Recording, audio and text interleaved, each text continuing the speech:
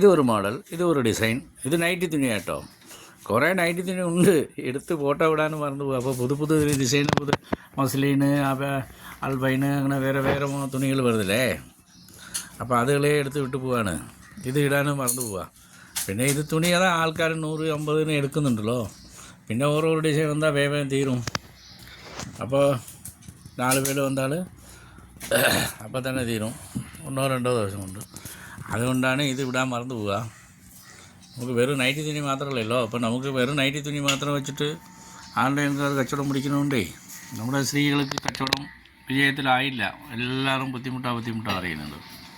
അപ്പോൾ ഇപ്പോൾ അക്കോബ, നെറ്റ് ക്ലാത്ത്, ഒരുപാട് മസ്ലിൻ ക്ലാത്ത്, ഒരുപാട് ഐറ്റങ്ങൾ വേറെ.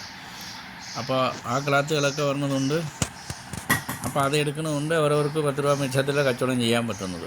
അതിലെയാണ് മറ്റേ ഓൺലൈൻ അവരൊക്കെ വില കൂട്ടി വിൽക്കുക. അപ്പോൾ നമുക്ക് അതിൽ നമ്മൾ വില കുറച്ച് വിറ്റാൽ കച്ചവടം പിടിക്കുക. അങ്ങനെയാണ് നമ്മളിപ്പോൾ വേറെ ഐറ്റങ്ങൾ ഏർപ്പാടാക്കി. അത് 10 വർഷത്തിൽ 15 വർഷം മുന്നാണ് 2007 നമ്മൾ തുടങ്ങി. തൊഴിലവസരം വയനാട്ടിലെ വിജയത്തിൽ കൊണ്ടുവന്ന് കൊറോണ വന്ന് പറ്റിച്ചളഞ്ഞ് നമ്മളെ.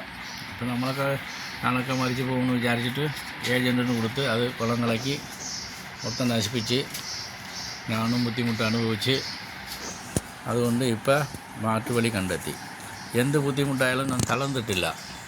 എത്ര ലക്ഷം നഷ്ടമായാലും ഏജൻറ്റ് കൊടുത്ത് നഷ്ടമായതില്ല, അത് ഞാൻ തളർന്നിട്ടില്ല.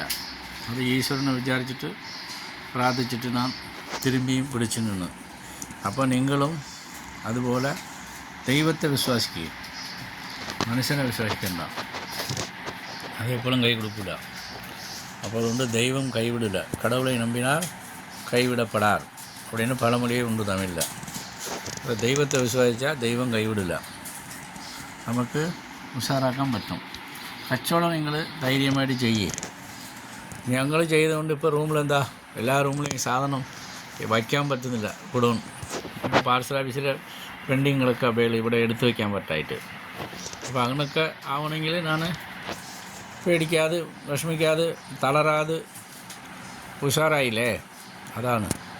അപ്പോൾ നിങ്ങൾ ധൈര്യത്തിൽ വന്ന് തുടങ്ങുക, ചെയ്യുക. ആയിക്കോട്ടെ, ശരി.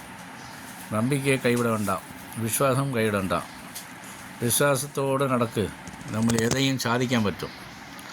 തൊഴിലവസരം വിജയിക്കണം, അത് വേണം. അത് നമ്മൾ ശ്രമിച്ചാലേ അത് നടക്കുള്ളൂ.